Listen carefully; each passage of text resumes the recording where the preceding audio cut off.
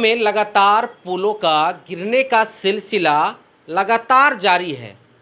अभी तक लगभग 18 पुल गिरने की खबर आ रही है और आज ही 5 पुलों के गिरने की खबर सामने आई है। और इसी बीच जल संसाधन विभाग के मंत्रालय से एक प्रेस कॉन्फ्रेंस किया जाता है और सिवान में गंडक नदी पर जो पुल धंसी है सिवान छपरा में, तो वहाँ पर एक सप्ताह के अंदर पुल निर्माण की स्वीकृति युद्ध स्तर पर जारी रखा जाएगा। और बाकी क्या कुछ कह रहे हैं जल संसाधन विभाग के मंत्रालय की ओर से, आप सुनिए। एवं सारण जिलों में गंडकी नदी पर अवस्थित 6 अदद पुल पुलिया ध्वस्त हुए हैं। माननीय मुख्यमंत्री विभाग के द्वारा वर्ष 2023 में गोपालगंज जिला में किए गए समाधान यात्रा के दौरान प्राप्त आवेदनों का संज्ञान लेते हुए गोपालगंज, सिवान, सारण जिलों से प्रवाहित होने वाली क्षारी गंडकी नदी के प्रवाह को अविरल बनाने के साथ नदी जोड़ योजना एवं जल जीवन हरियाली अभियान के संयुक्त उद्देश्य से जल संसाधन विभाग के द्वारा गंडक, अकाली नाला, छाड़ी, गंडकी, माही, गंगा नदी जोड़ योजना का कार्यान्वयन कराया जा रहा है। इसके अंतर्गत गंडक नदी के अधिशेष जल को छाड़ी नदी, गंडकी नदी, माही, डबरा नदी के माध्यम से गंगा नदी में प्रवाहित किया जाना है। 69.89 करोड़ की लागत से इस योजना के तहत 170 किलोमीटर की लंबाई में 19 मीटर चौड़ाई तथा औसत 3 मीटर गहराई में द्वार निकासी डिसिल्टेशन कार्य कराया जाना है। इस योजना को मार्च 2025 तक पूर्ण किए जाने का लक्ष्य है।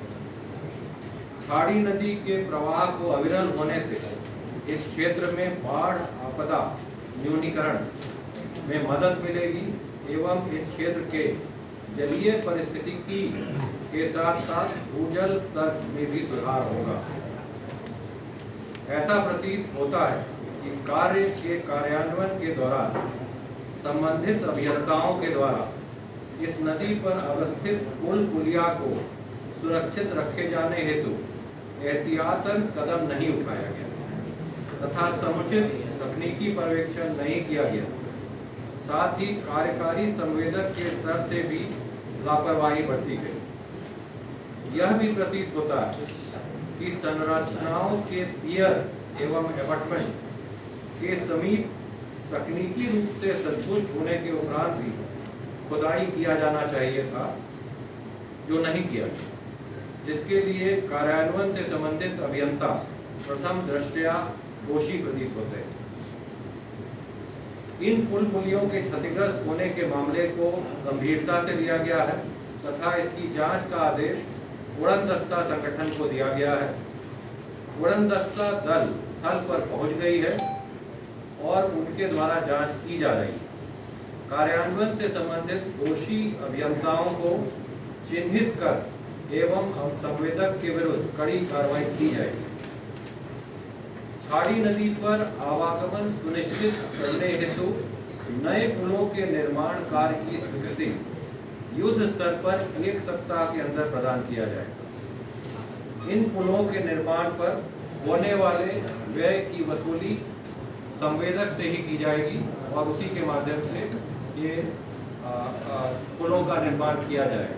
यानी अभियंता जो दोषी पाए जाते हैं उन पर भी कार्रवाई की जाएगी और संवेदक से वसूली कर इन पुल टूटे हैं उनका निर्माण भी किया जाएगा।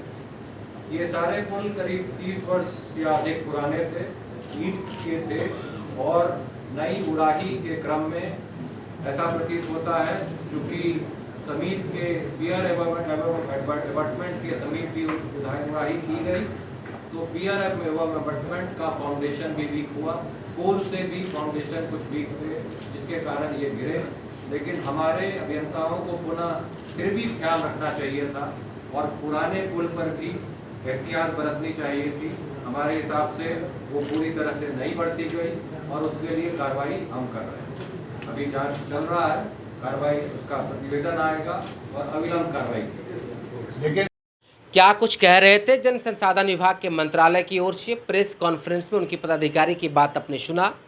लेकिन सवाल ये तब खड़ा होता है लोगों के मन में कि इसी भागलपुर में 1700 करोड़ अररिया का पुल धंस गया होता है, लेकिन तब भी लोगों के मन में सवाल क्यों नहीं उठेगा कि तब मुख्यमंत्री क्या कर रहे होते हैं, बिहार सरकार कहाँ सोई हुई होती है।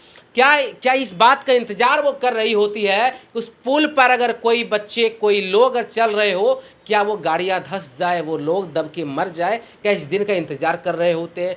तब कहाँ होती है बिहार सरकार के वो इंजीनियर, वो बिहार सरकार के मरम्मत करने वाले पदाधिकारी, तब कहाँ होते हैं। आज जाकर वो प्रेस कॉन्फ्रेंस कर रहे होते हैं कि जाकर हम पुल का निर्माण 1 सप्ताह के अंदर युद्ध स्तर पर करवाएंगे, जांच करवाई जा रही है।